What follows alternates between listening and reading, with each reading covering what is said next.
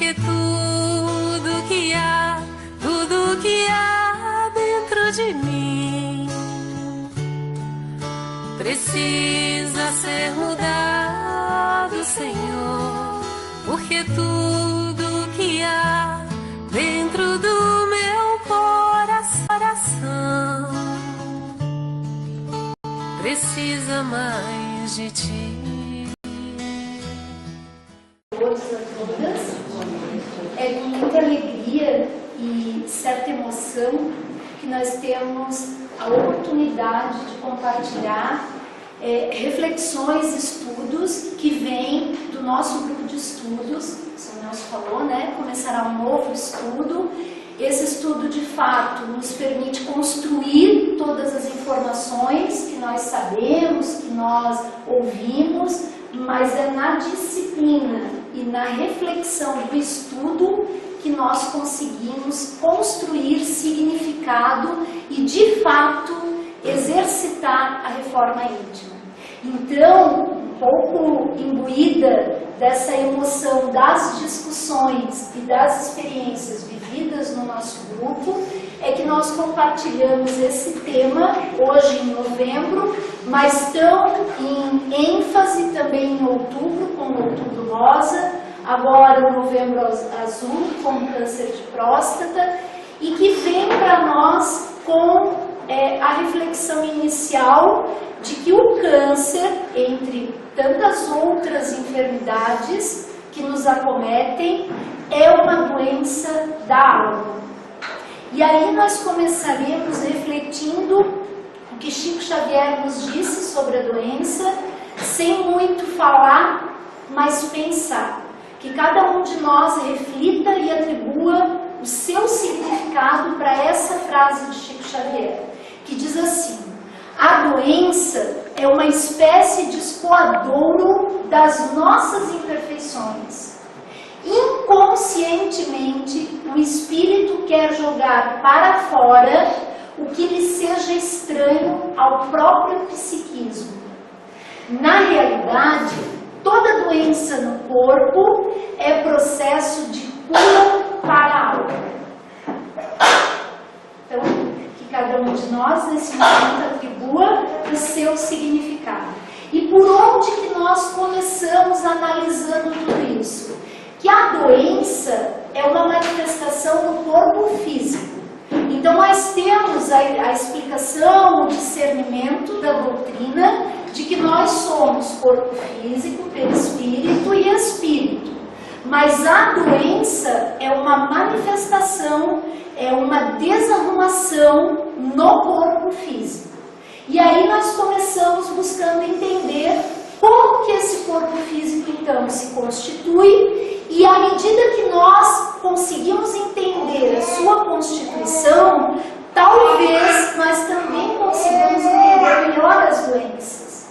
E foi aí que nós chegamos na constituição que vem de uma estrutura, de uma substância, de uma matéria não muito conforme.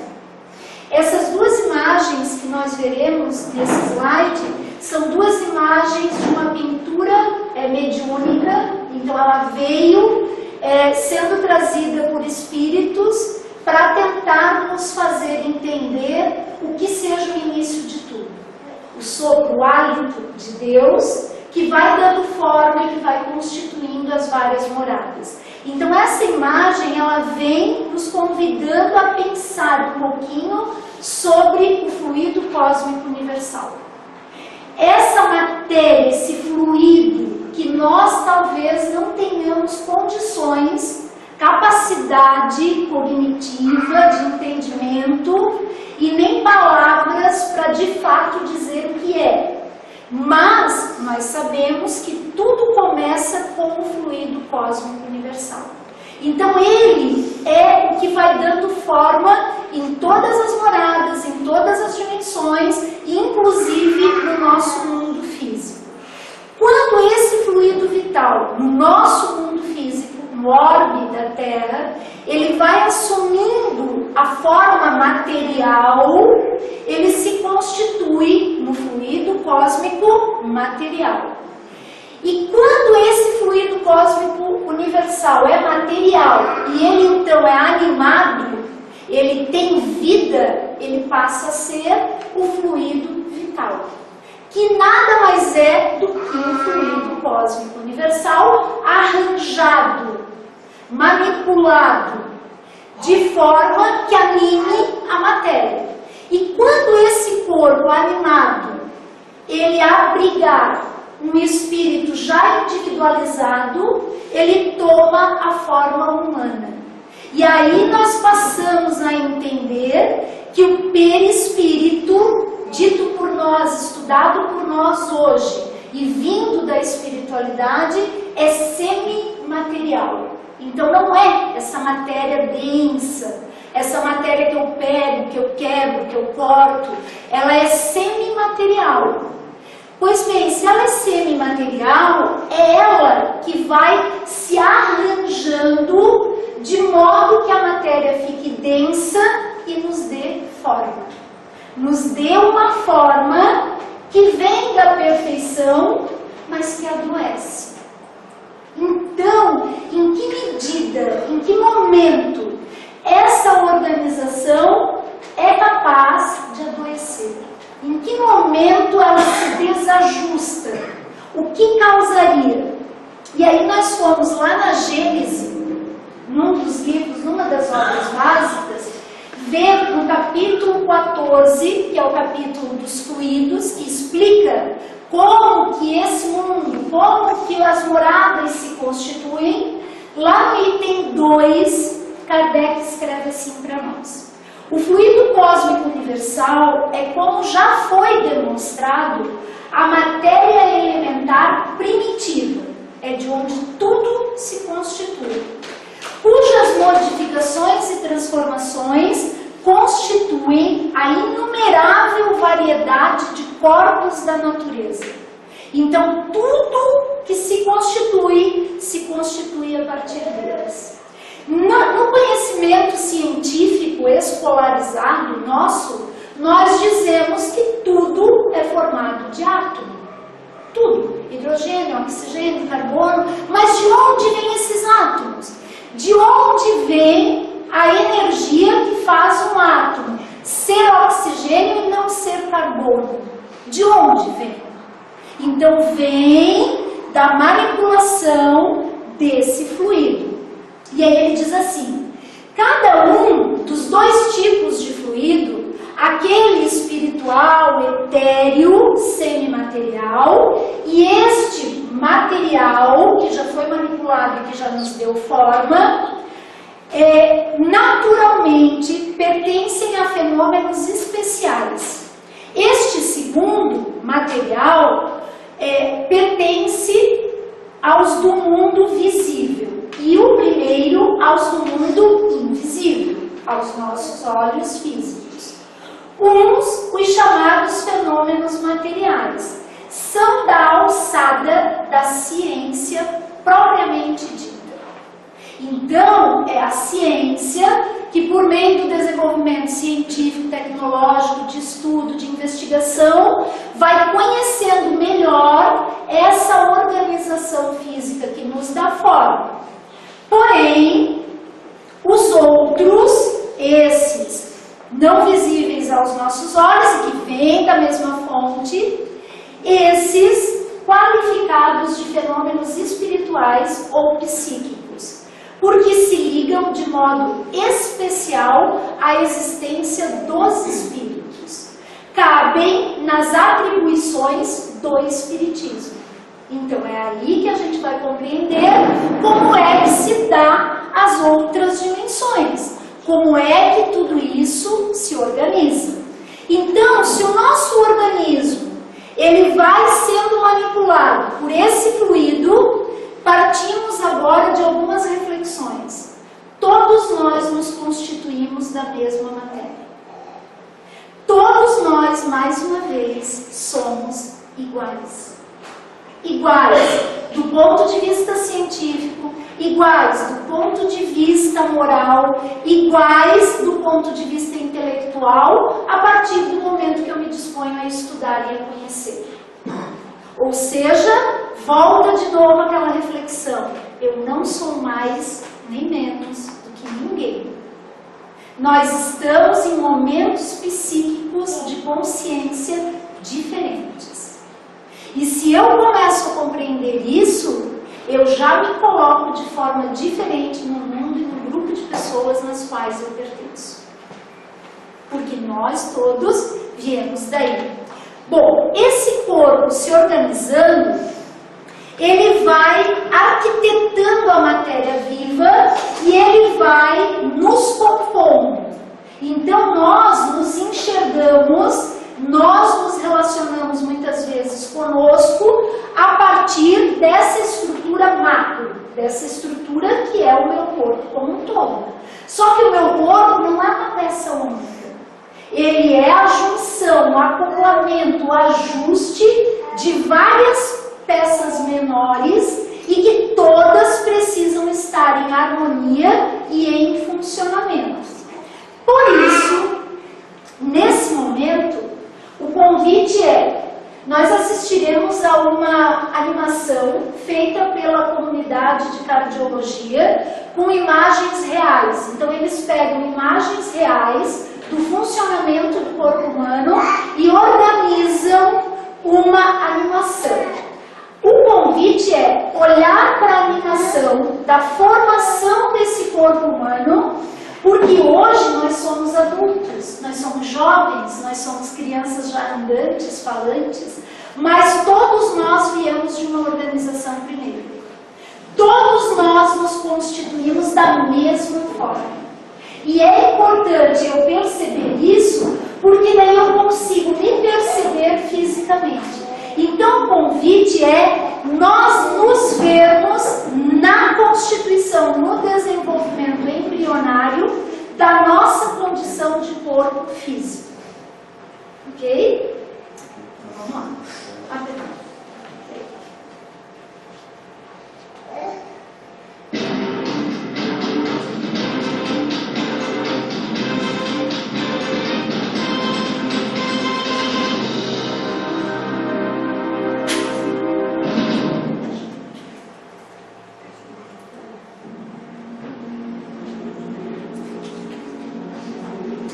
Para quem não tem muito as imagens, eu vou comentando. Essa é a corrida dos espermatozoides na tuba uterina, encontrando o óvulo.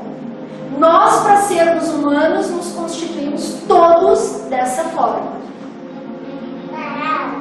O espermatozoide perfura a membrana, coloca o núcleo lá dentro e todos nós iniciamos a nossa formação de uma célula, que vai se dividindo, desce a tuba uterina e se aloja no útero.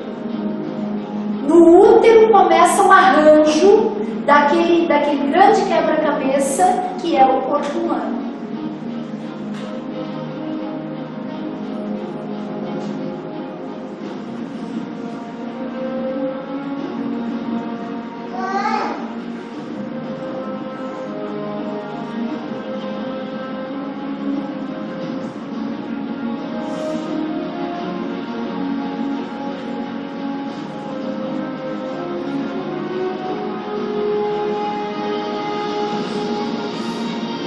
Essas são as células nervosas, é por aí que a gente pensa. É por aí que o espírito pensa.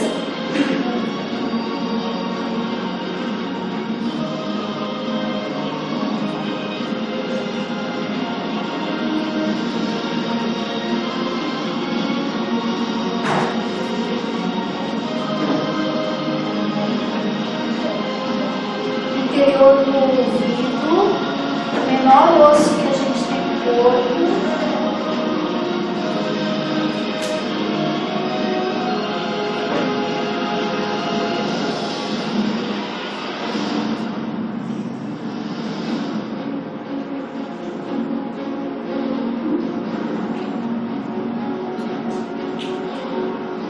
Nesse momento, o fluido cósmico universal está assumindo a forma do fluido vital. Ele está animando a arquitetura da matéria.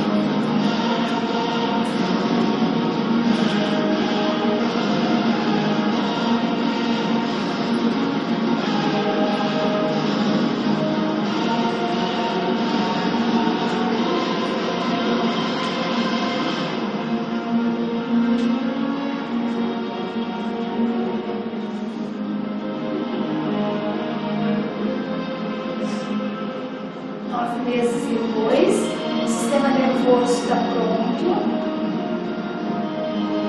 o corpo está pronto, essa arquitetura.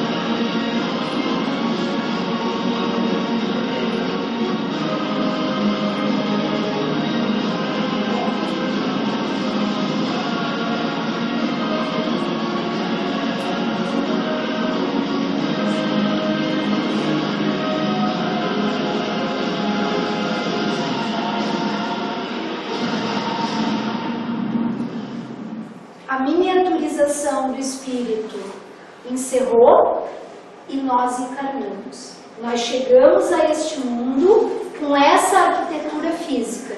Então agora, num modelo esquemático, é desenho, né, para nós entendermos. Ali nós temos a articulação do joelho, para cima o fêmur, para baixo a tíbia e a fíbula, que são os dois ossos da perna. E vejam como nesse pequeno pedacinho do corpo, olha a organização de inúmeros tipos diferentes de células para nos constituir. Então, nesse momento, quando nós, ao longo da história da humanidade, conseguimos enxergar as imagens da constituição desse corpo físico e conseguimos descrever e visualizar cada tipo celular do nosso corpo, nós então compreendemos que aquele fluido universal, animado na condição de fluido vital, não constitui um corpo numa peça única, e sim constitui cada uma das nossas unidades vivas, que é a célula. E é essa constituição que normalmente nós ignoramos no nosso dia a dia. Nas nossas escolhas do que comer, do que pensar, do que fazer. Por quê? Porque nós temos o olhar para o corpo inteiro. Algumas imagens nós selecionamos, por exemplo essa, é um corte da pele. Então quando a gente pensa em pele, a gente pensa nessa estrutura que nós vemos. Que tem um pelo, que sua, que dá espinha, nós pensamos nessa estrutura externa. Na verdade, a pele é um órgão, ela é constituída por inúmeras células. E essa pele, por que nós escolhemos o recorte da pele? Porque, dentre as enfermidades, o câncer de pele é um dos mais comuns na nossa região. Então, compreender que esse câncer, ele pode estar na parte mais superficial e normalmente ele vem como uma escamação, como uma feridinha que não cura, que vai aumentando gradativamente. Ele pode estar nas camadas mais internas da pele e aí ele vira os melanomas de cor.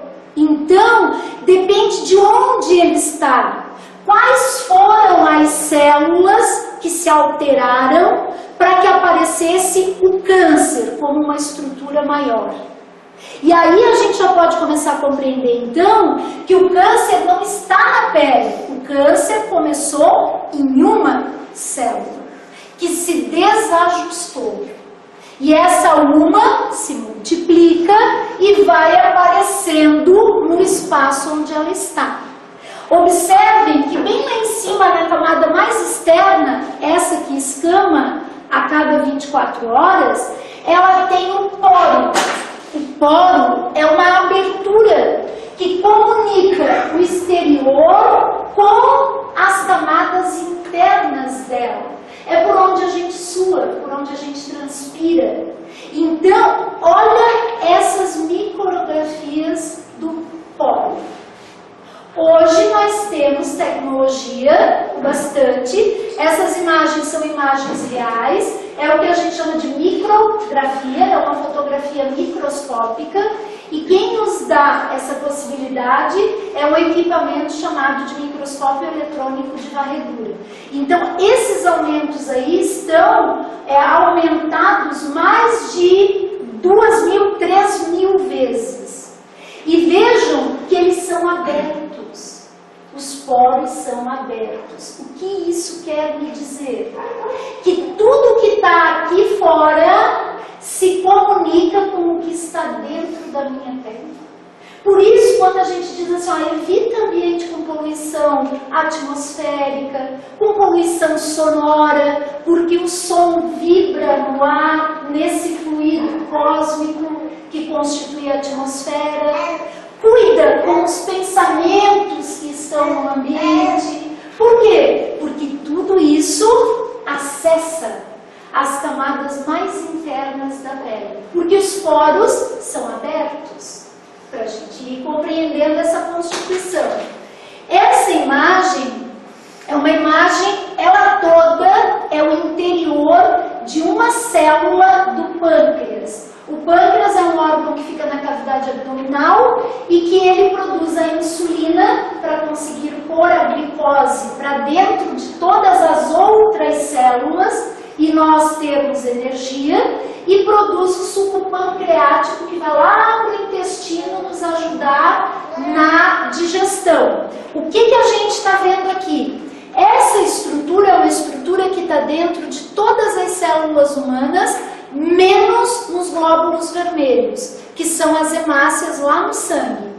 Essa estrutura é um conjunto de bolsas achatadas que recebem a insulina e o suco pancreático produzido aqui dentro dessa célula, vem para dentro dele, ele empacota, ele coloca dentro de uma membrana e manda para fora da célula.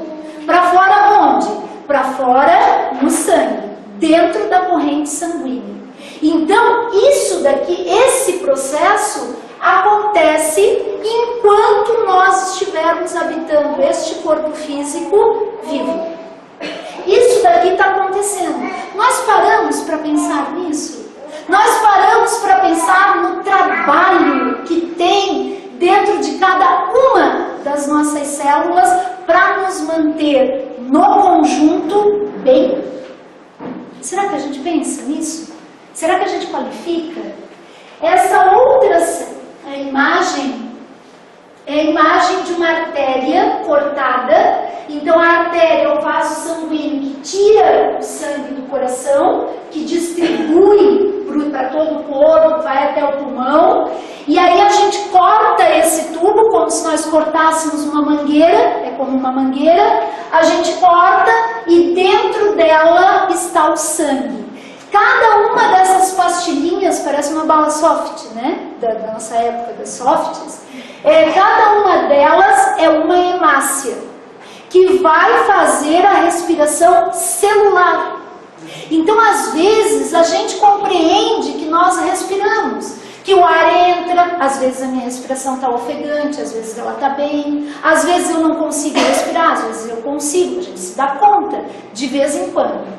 O ar vai até o pulmão, quando chega lá, é dentro desses balões de hemoglobina que o oxigênio entra. Ele também vai aqui fora, mas as hemácias estão para isso. Elas se enchem de oxigênio e vão levando para cada célula. A nossa respiração só conclui o ciclo dela quando o oxigênio é levado para cada uma das células. E cada uma das células produz o gás carbônico que sai de novo, que faz todo o caminho de novo. Então, se nós pegarmos a nossa pulsação e nós sentirmos, o coração não para de bater, porque se parar, o fluido vital voltará a ser fluido cósmico universal. Na condição de fluido cósmico nos fenômenos espirituais, porque nós deixaremos esse corpo físico. Então, na verdade, cada vez que eu sinto a minha pulsação, o sangue entrou no meu coração e saiu. Na pulsação maior, ele está indo para o corpo todo, ele está indo lá na pontinha do pé e voltando. Na pulsação menor, ele está indo até o pulmão fazer essa troca do oxigênio pelo gás carbônico. Então, quando nós pensamos assim, ó, um ar poluído, poluição atmosférica, tudo que está no ar, fumaça, partículas, micro-organismos, entram, vão até os pulmões, podem pegar carona numa artéria e ser deixado em qualquer parte do meu corpo. Por isso eu preciso ter responsabilidade sobre o lugar onde eu estou, sobre as minhas escolhas e sobre a minha contribuição para este mundo, porque tem outros respirando além de mim. Ficam outros respirando quando eu saio daqui e vou para lá. Então eu começo a compreender o desdobramento dessa minha responsabilidade. E aí nessa imagem nós temos ali um profissional da área da saúde, como se trabalha para se obter essas imagens. Então nas mãos dela tem uma lâmina de vidro, que é o equipamento que nós usamos para levar até o microscópio, e naquela projeção maior é uma imagem real de células da pele. Mas aqui, ó, da epiderme, essa parte que eu toco, que me reveste por fora. Qual é a observação que a gente faz agora? Quando nós fazemos um corte da pele, é assim que é feito, um corte das camadas, e nós levamos ao microscópio, nós colorimos as nossas peles, as nossas células, perdão, da epiderme não tem cor. Essa cor que nós estamos vendo é o processo de coloração para poder formar a imagem e enxergar. O que eu enxergo aqui, para que a gente compreenda? Eu enxergo membranas que contornam as células, eu enxergo um meio interno, que é onde estavam aquelas bolsas achatadas, produzindo insulina, saindo dali, e eu enxergo essas estruturas mais escuras que são os núcleos. Núcleo celular. É no núcleo celular, exceto as hemácias, porque as hemácias carregam gases respiratórios, então elas são balões, elas não têm essas estruturas internas. Fora elas, todas as células do nosso corpo físico têm um núcleo. Por que o núcleo nos é importante nesse momento? Porque ele é a membrana que abrigará o DNA. Essa imagem de DNA também é uma micrografia com animação, né? com recorte digital. Essa imagem em azul é a imagem que nós vemos de DNA nos filmes, nos noticiários, propagandas, livros, enfim. Quando nós o vemos nessa forma de X, é porque ele já fez uma cópia dele mesmo, então cada lado desse daqui é um filamento de DNA que faz uma cópia de si mesmo e fica unida por este ponto. Tá, mas então quando que ele faz cópia de si mesmo? O tempo todo. Tá, e matéria para ele fazer uma cópia dele mesmo? Alimentação. Eu preciso repor matéria-prima para o funcionamento das minhas células pela alimentação. Agora vamos imaginar, se a gente opta pela bolachinha recheada, né? Pela balinha de goma, só isso, pela gelatina, que muitos de nós acreditam que ela é colágeno, o que ela menos tem é colágeno. O que ela mais tem é corante, açúcar. Então, mas como que eu vou saber disso? Lendo o rótulo. Eu preciso aprender a ler os rótulos daquilo que eu ingiro. E é nesse momento que a gente precisa ter a noção, a lucidez de que é muito melhor descascar do que desembalar. Por quê? Porque o fruto, a verdura, a carne, os ovos, eles trarão elementos, matéria-prima para que o meu corpo consiga dar conta das funções celulares. A gente pode pensar assim, mas ela falou carne, na doutrina espírita não fala carne. Muitos de nós ainda precisam da proteína da carne. Muitos de nós não precisam mais. Só que isso eu preciso me descobrir. Não adianta eu, uma mulher do século passado, achar que de um dia para o outro eu tiro irresponsavelmente, não suplemento, não tenho um acompanhamento de uma nutricionista e que eu vou dar conta de manter essa estrutura celular. Então, optar por não ingerir um componente ou outro de alimento natural é uma opção que precisa ser lúcida, precisa ser orientada, precisa ser gradativa. Nós não nos constituímos em 9 meses. Como é que eu altero a estrutura do meu corpo em 12 horas, quando eu decido alguma coisa drasticamente?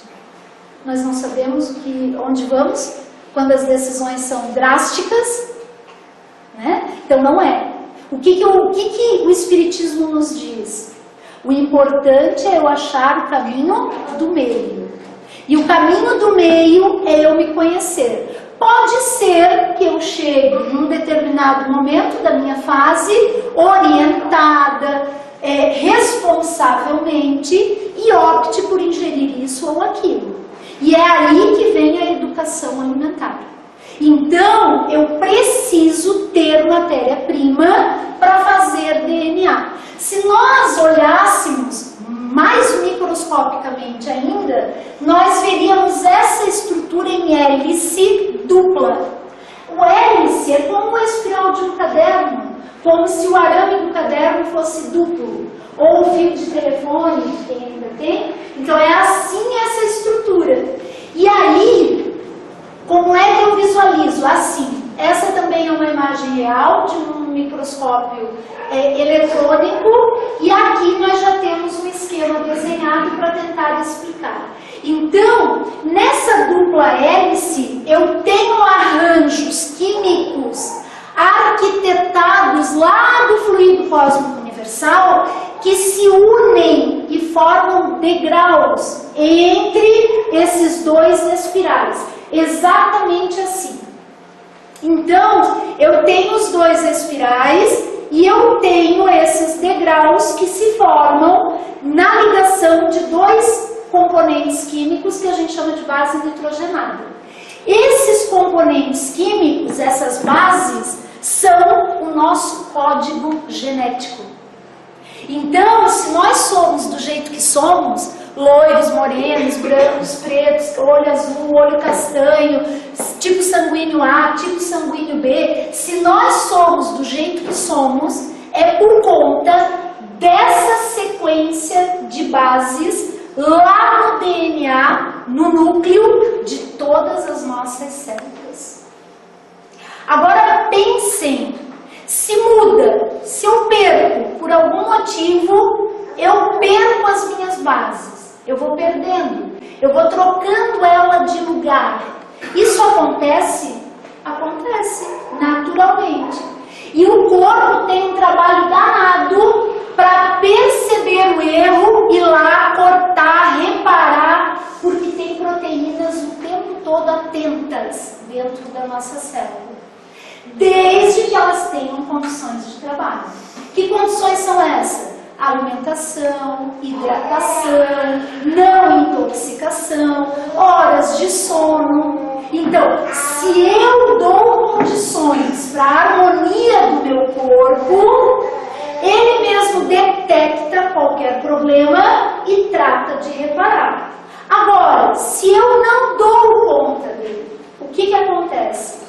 Essa alteração de DNA muda a característica da célula. E essa célula diferente começa a se multiplicar.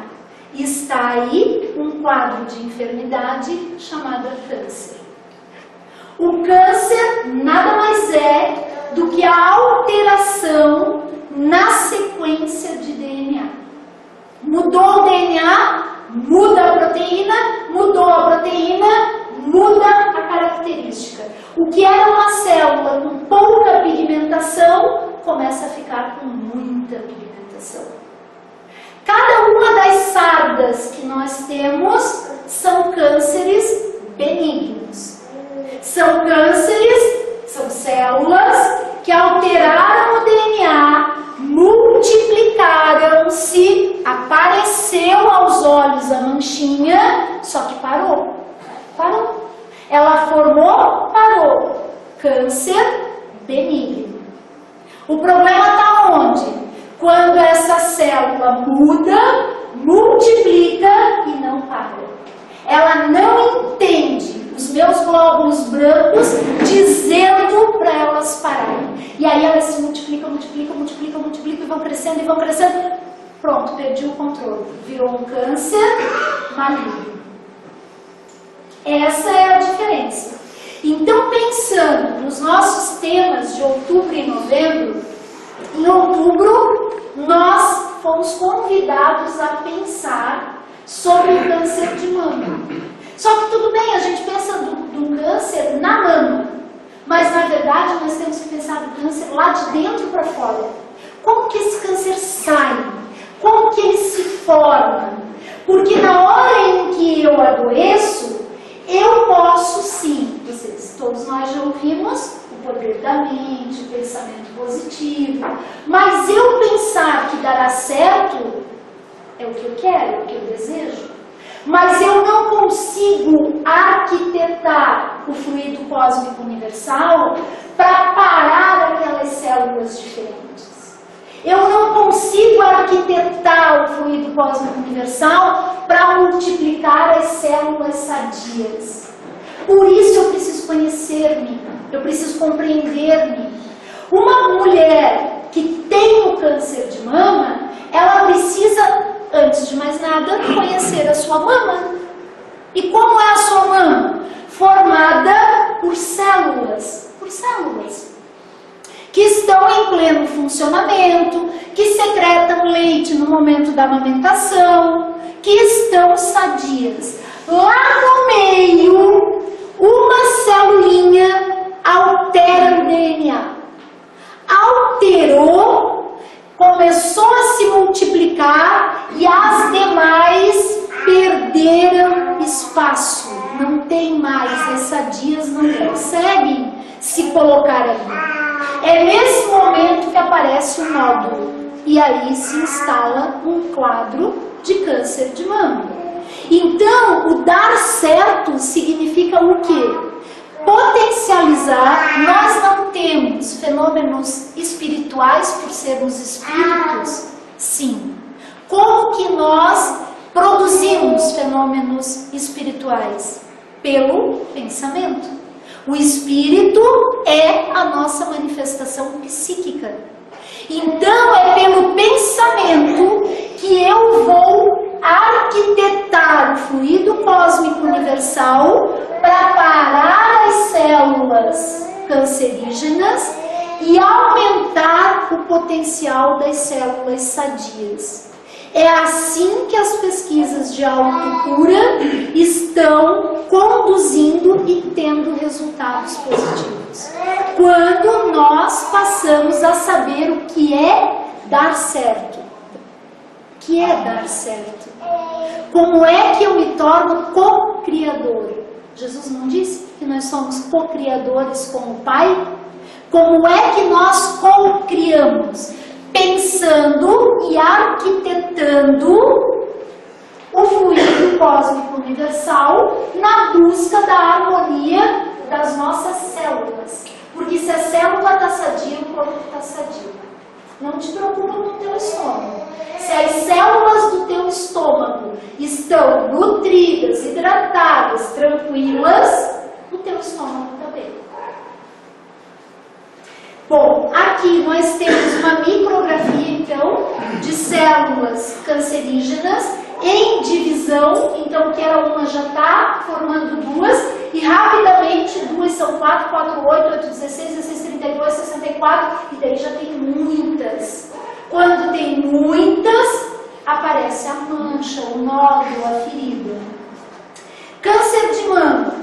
O próprio Ministério da Saúde, a ciência física, dessa manifestação física, nos convida a pensar um pouquinho em alguns fatores. O próprio envelhecimento, então só vamos parar um pouquinho e vamos pensar, por que o envelhecimento favoreceria um quadro de câncer? Não é DNA fazendo cópia.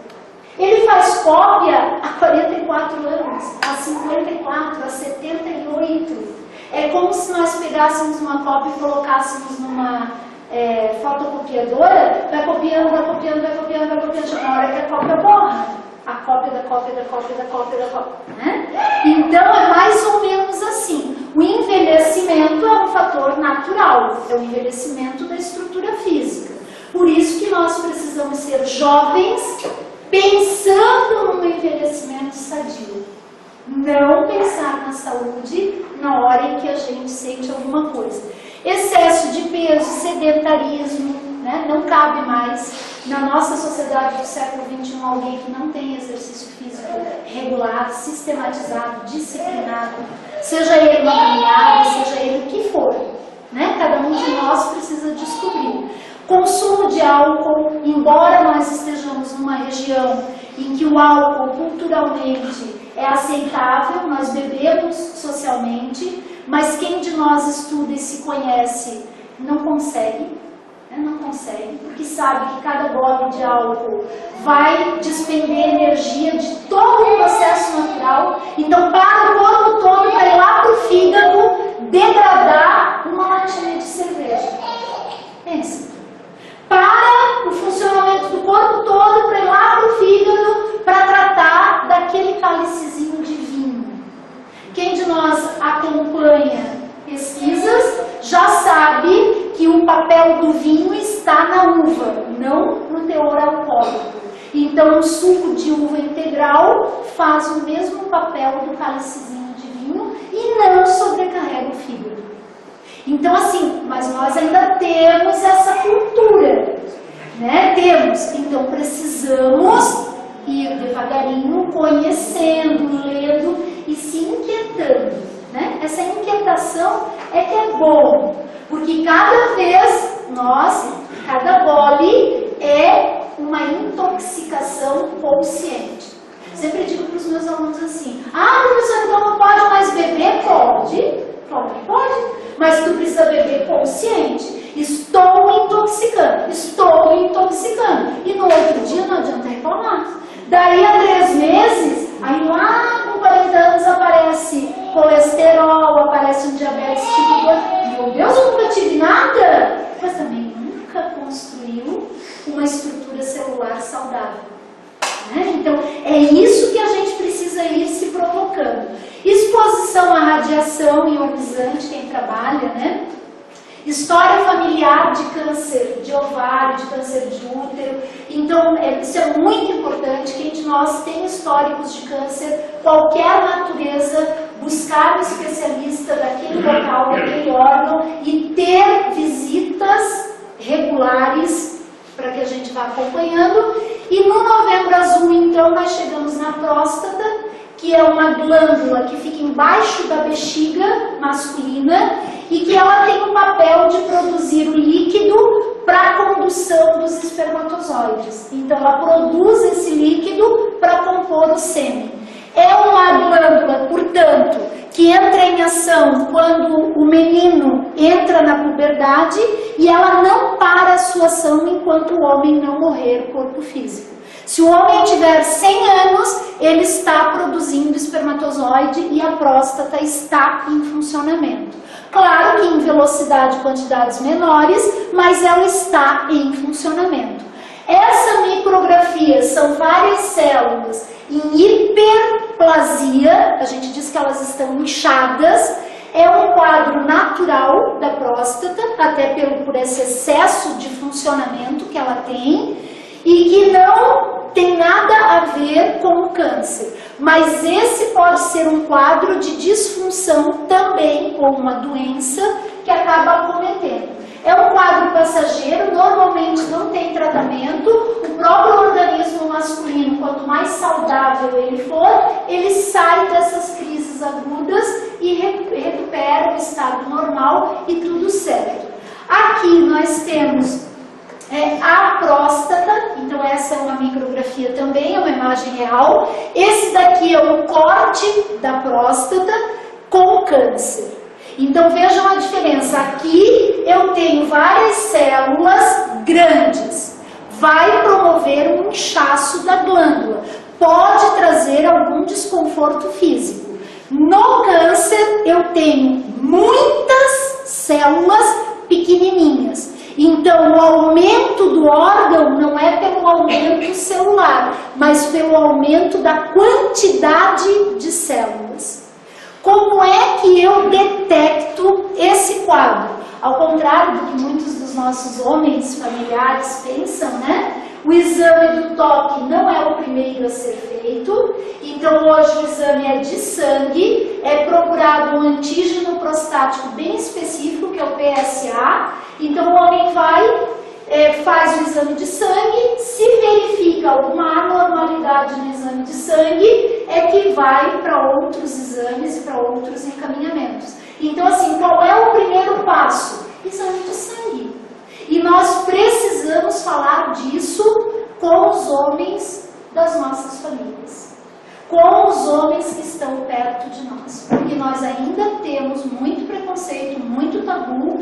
Eu sou professora, os alunos trazem, as crianças e jovens trazem a resistência e o discurso preconceituoso que pais, avós, tios têm em casa.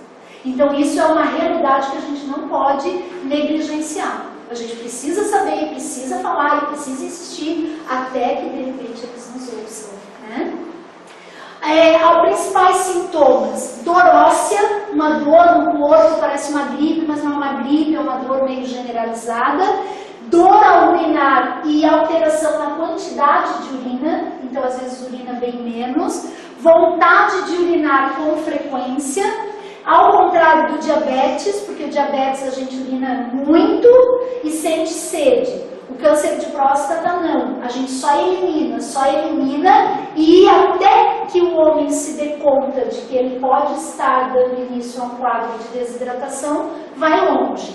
Sangue na urina ou no sêmen são alguns dos sinais mais visíveis, né? Aqui tem alguns números bastante alarmantes. O que o Ministério da Saúde nos diz? Que 1 a cada 6 homens, até o final de 2018, terá câncer de próstata, e em diversas medidas. Pode ser, quanto mais cedo for diagnosticado, maior a chance de cura física, né? Então é importante. A partir dos 50 anos é mais comum, mas hoje eles já alertam que a partir de 45 anos, mesmo sem sintoma, os homens precisam fazer exames anualmente. O exame de sangue. 1 a cada 36 homens com câncer morrem e morrerão, e a gente pode imaginar que esses números aumentarão. Aqui tem o posicionamento, né, da próstata, explicando ela um pouquinho. A questão aqui é urinar menos, né, então a quantidade da urina diminui. Hábitos saudáveis podem ser fatores de controle. O que é? Alimentação, não intoxicação, exercício físico, horas de sono, mente tranquila, correr mais lucidamente, não correr alopradamente. É importante conhecer os sinais e esse papel da divulgação, de nós falarmos sobre isso, né? Não negligenciarmos. Aqui nós trazemos outros cânceres que foram diagnosticados e os números, né, agora em 2018, por sexo. Então, nos homens, acomete o maior número de cânceres é o câncer de próstata, seguido do câncer respiratório, então traqueia, brônquios, pulmões, cólon e reto, câncer de intestino, é importantíssimo. O meu pai faleceu por câncer de intestino por negligência. Ele percebeu diferença nas fezes há 6 meses antes, e quando ele já estava com uma anemia profunda, que então nós fomos para o médico e ele poderia, era um câncer fisiológico, estava só dentro do intestino, poderia ter feito a cirurgia, mas aí sobrecarregou o coração. Então assim, eu digo para vocês do lugar de uma vivência próxima, de uma vivência cara, que não permaneceu mais tempo conosco por negligência, por não ter ido e não ter nos falado. Então é importante assim, ó, odor, quantidade, coloração, começa a perder sangue junto com as fezes. Então, percebeu percebeu qualquer diferença, procura recurso, porque hoje nós temos, a medicina tem recurso. Cavidade oral, por tudo que se come, por tudo que se ingere, né, oralmente, é então o último câncer nos homens. Nas mulheres, o câncer de mama, câncer de intestino, colo de útero. Vejam que, para nossa surpresa, né, intestino é mais do que colo de útero. E aí a tireoide também respiratória, e a tireoide, que é importantíssimo nós estarmos nos nossos periódicos anuais. Bom, frente a tudo isso, conhecer nos permite criar imagens reais e, a partir delas, transformar a realidade como co-criadores do Cristo, co-criadores de Deus com Ele, né? Então, o que é o câncer? De forma bastante rápida. O que é o câncer? Para que a gente não imagine que seja um bichinho que vai crescendo lá dentro, que vai... Não, o câncer é alteração de DNA. Alterou o DNA dentro das células, alterou a célula. Alterando a célula, alterará o órgão aonde ele aparecer. E como que ele, então, se comporta? Como que é o comportamento dele? Nós temos aqui células sadias, uma celulinha roxa lá em cima se modifica, fica diferente, começa a se multiplicar, o vaso sanguíneo começa a ir ao encontro dele para levar as células de defesa, e chegando lá, o vaso sanguíneo começa a nutrir essas células. E aí elas vão ganhando força, e assim elas vão se multiplicando e ocupando o espaço das células sadias. Nesse contexto, então, como que ele poderá, como que ele pode se comportar? Nós já temos pesquisas, essas duas imagens são desse livro, do Anticâncer. Esse médico, ele teve várias reincidências de câncer. O último foi no cérebro, e nesse intervalo até o desencarne dele, ele pegou a família, foi para uma área reservada e escreveu este livro. Então ele traz essas imagens como imagens de pesquisas científicas que ele mesmo realizou, e nós podemos regredir um quadro de câncer. Como? Co-criando, pelo fluido cósmico universal agora vital, células sadias. Então, se algum de nós tem dor de garganta, vai estudar a garganta. O que é que tem na garganta? O que é que pode provocar a dor? Tenho dor de estômago, vai estudar o teu estômago. Observa, às vezes maçã para mim causa dor de estômago. Então eu preciso me conhecer. Eu preciso saber que tipo de maçã, como comer a maçã. Às vezes a maçã e me faz mal. O outro faz mal o leite, o outro faz... Nós precisamos nos ensimesmar, como dizia Chico Xavier, né? Voltarmos para nós mesmos e nos conhecermos enquanto corpo físico. Nesse livro ele diz assim, ó, só quero trazer nessa regressão. Se há uma única mensagem clara e enfática que eu gostaria de enviar com esta edição publicada, é de que temos que prestar muita atenção à conexão mente-corpo. Nós sabemos espírito, perispírito, corpo. Pensamento. Principalmente no impacto negativo de sentimentos prolongados, de impotência e desespero. Dor, culpa, nós não estamos livres de pensar. Raiva, egoísmo, medo, nós pensamos. Mas a grande diferença está no que nós fazemos com esse pensamento. Nós damos guarida a ele se instala e nós intoxicamos a estrutura física, ou nós o mandamos embora. Ou nós voltamos para tudo aquilo que acreditamos, para a fé, para a esperança, para o conhecimento de quem somos e de como estamos aqui, e que é transitório. Todos nós somos transitórios. Então, que seja o mais leve possível. Também, nesse livro aqui, ó, O Imperador de Todos os Males, é o maior compêndio que a gente tem, o maior agrupamento de informações informações sobre o câncer, é um histórico sobre o câncer, e o autor diz assim, ó, a vida do câncer é um resumo da vida do corpo. Sua existência é um espelho doente da nossa. Mesmo em seu núcleo molecular inato lá no DNA, as células cancerosas são cópias de nós mesmos. Para que a gente reflita um pouquinho sobre isso.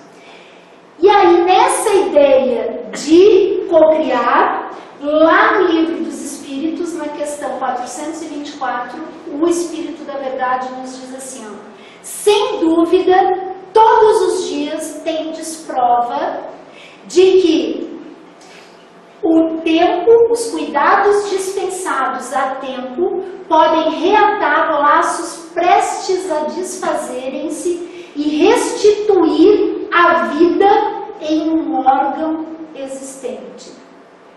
O magnetismo, em tais casos, constitui muitas vezes o poderoso meio de ação, porque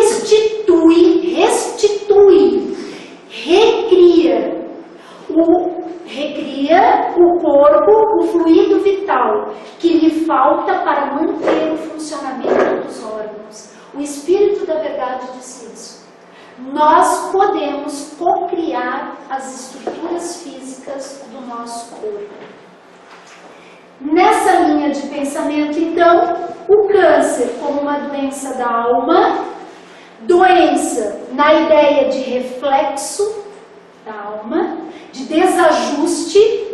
O que pode desajustar? Escolhas que eu estou fazendo agora, escolhas que eu já fiz e que vem alterado aqui no meu DNA. Também é uma oportunidade de transformar-se. André Luiz diz que frente a uma situação de enfermidade, qual é o papel que nós espíritos encarnados, devemos fazer? O que eu tenho para aprender? O que é que eu tenho para aprender com essa situação? E aí nós vamos nos transformando. As vicissitudes, as sucessões da vida e, na verdade, a doença para nós neste mundo, ainda de provas e expiações na transformação, é natural. Porque é a doença que soa o alarme, né? A doença é a sirene de que algum pensamento, de que algum hábito, de que alguma escolha não está de acordo. O câncer, como reordenação, como expansão, como multiplicação da vida celular, o câncer é uma célula viva tentando sobreviver. Ela formou-se e tenta sobreviver. Quem é que pode com ela? As células vivas sadias. E a alma, nesse caso, o nosso espírito encarnado, que permite de dentro para fora que essas alterações então se instalem. A gente sempre fala nesse sentido aqui, ó, uma sala, um ônibus fechado, o vírus da gripe está lá. Por quê que o vírus da gripe não manifesta-se em todos aqueles organismos vivos se todos estão lá? Por que alguns não adoecem? São essas as perguntas que eu preciso fazer. Por que eu adoeci? Foi que momento em que o vírus veio e alojou-se nas minhas células? Nós precisamos começar a fazer perguntas. E aí, terminando, nós refletimos com Lancelin, que foi um espírito que veio em missão com outros 7. Sempre referencio esse livro porque eu acho que ele traz muita referência, muito elemento para nós compreendermos essa conexão do mundo vivo com o espiritual. E Lancelin estava observando tudo aquilo, eles estavam numa enfermaria, e eis que então Miramês chega com bondade e diz a ele: Lancelin, esse hálito divino, esse fluido cósmico universal, que ora observamos e no qual respiramos, é uma prova da bondade de Deus, oferecida a todas as criaturas e criações dentro da harmonia universal. Cada coisa e cada ser empresta o que tem, a dando o seu próprio magnetismo a essa bênção do Senhor e com ela se alimenta. É por isso que se emites pensamentos negativos, sejam de ódio, de egoísmo, de inveja ou de orgulho, endereçados a outra pessoa, as vibrações desse naipe alteram o fluido cósmico universal que te envolve. Se tu pensa, a primeira vibração é contigo mesmo. É nesse fluido em que tu estás inserido.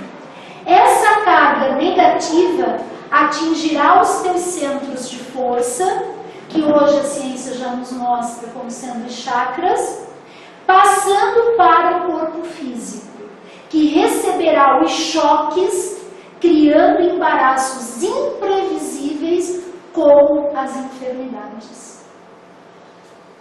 Então, com esse pouquinho de reflexão, nós podemos olhar de novo o que Chico Xavier nos disse. E ao olharmos de novo, então, a doença é uma espécie de escoadouro das nossas imperfeições.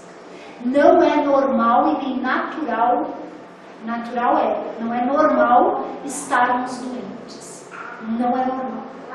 Eu tenho dores de cabeça todos os dias, vai atrás da causa dessa dor. Porque tu não fostes feito e arquitetado para estar doente. As tuas vibrações desajustam. Vai atrás. Inconscientemente, o espírito quer jogar para fora o que lhe seja estranho ao próprio psiquismo. Porque é lá no psiquismo, é lá na mente que nós temos inscritas quem? As leis de Deus. Portanto, toda vez que nós nos afastamos, a gente às vezes quer dar uma dribladinha, né? A gente quer driblar, mas o psiquismo não se dribla. Porque é lá que estão as leis de Deus. Então é lá que nós sabemos como agir. Na realidade, toda doença no corpo é processo de cura para a alma. Que consigamos todos nós, com muita fé, com muita esperança, que saibamos adoecer e contribuir para a